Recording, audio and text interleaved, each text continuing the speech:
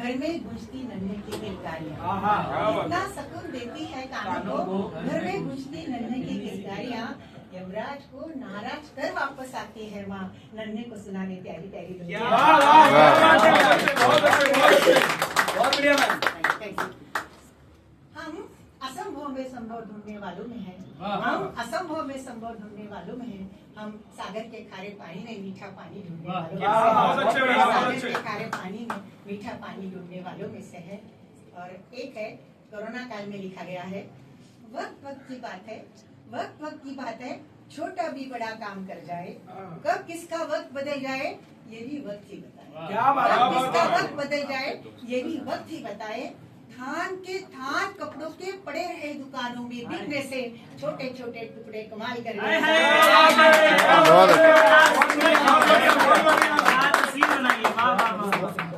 और लास्ट है, देखो चमत्कार उस खुदा का, देखो चमत्कार उस खुदा का, इतने बड़े शरीर में इतना सा दिल रहता, इतने बड़े शरीर में इतना सा दिल रहता। फिर एक और अजूबा उसका, फिर एक और अजूबा उसका, इतने से दिल में कितने कितने लोग रहते हैं। बहुत अच्छे ब्रिलियंट। बहुत बढ़िया मैम। अभी गणपति पर है, वो कुछ उल्टा कह रहे हैं, पर बाद में वो क्या कहना चाहते हैं, समय हो जाए तो मैं शॉर्ट में बोल रही हूँ। वैसे मैं स्टोरी टेलिंग करती हूँ, पर मैंने आज सुबह ही ये लिखा है, तो अभी कहीं नहीं कहा है।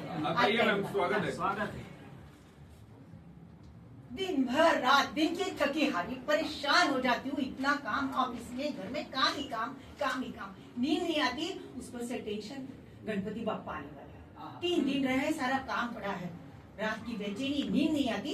और अब थोड़ी देर नींद लगी, थोड़ी देर नींद लगी और अचानक पसीने से लथपथ उठ गई।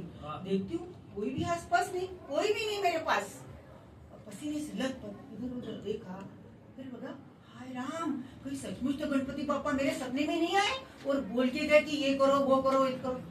नहीं, हे भगवान सुनो, रात को मंदिर में से वो आई घर में मेरे पास और कुछ कहने लगे, पहले सब कुछ बताना।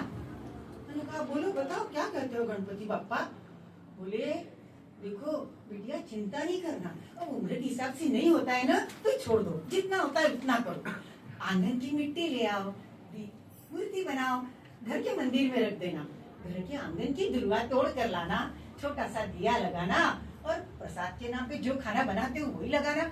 अरे क्यों रोज 10 दिन की मिठाइयाँ दिखती नहीं हूँ, एक तो मैं दिखने में सुंदर नहीं, तो निकली हुई सारे भगवानों जैसा सुंदर भी नहीं हूँ, मोटा भी हूँ, हाथी की सूंड है, और तुम इतना रोज भोग देती हो, बैठे बैठे पेट फूल रहा है, और तुम्हारा भी तो डायबिटीज और बीपी और सब कोलेस्ट्रॉल बढ़ता है, क्यों करते हो ये सब। मत करो मेरे लिए इतना, मैं सीधा साधा भगवान हूँ, मुझे वैसा ही रहने दो, श्रद्धा से मेरी पूजा करो, मत करो ये सब ढोंग टकरे।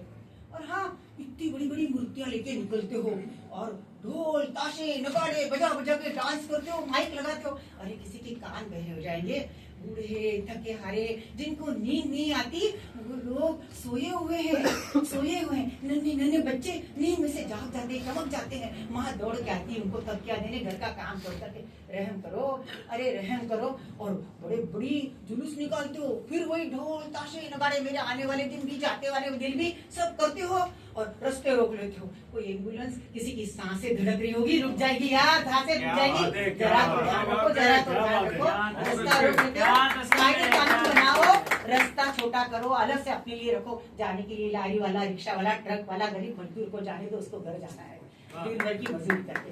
सुनो, अरे मुझे तुम विघ्न हरता कहते हो ना, और मेरे कारण मुझे विघ्न हरता बना रहे हो, विघ्न हरता हूँ और विघ्न देता बना रहे हो, मुझे विघ्न देता बना रहे हो, मुझे ऐसा मत बनाओ, मुझे ऐसा मत बनाओ। मूर्ति की जिस दिन विसर्जन करते हो, बड़ी बड़ी मूर्तियाँ समुद्र में नदी में डुबाते हो, दूसरे दिन कोई देखने नहीं आता, मेरी सूंड कहाँ पड़ी, मेरा हाथ कहाँ पड़ा है, मेरा पाँव कहाँ पड़ा है,